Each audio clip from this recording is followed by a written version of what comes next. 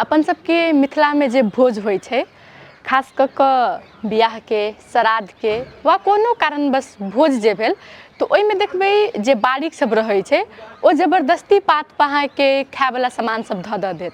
आ बारीक मतलब भेलै जे भोज परसै छै। तो सामान सब में खास कऽ कऽ मिठाई बहुत आदमी सब भोज में खाइत रहै छै। तो कंपटीशन चलैत रहै छै कि जे के कते मिठाई खाइए।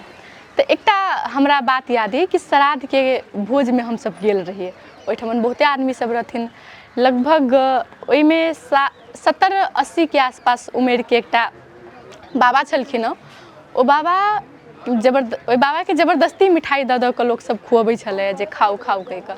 तो नहियो तऽ कम से कम ओ 60-65 गो मिठाई खेने हेथिन, रस गारि कऽ। आ तकर बाद फेर बारी केलै, बाबा अहाँ तऽ मिठाइए नहि खाइ छियै, कनिको खाउ ने, देखै छियै लोक सब एते खाइ छै। तो कहै छथिन हमर उमेर भेल, आब हमरासँ मिठाई खायल हैत।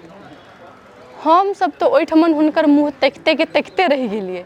60-65 गो मिठाई खा लेलखिन आ तब कहै छथिन कि एहि उमेरमे हमरा मिठाई खायल हैत, आब एहिसँ बेसी ओ कते खेथिन।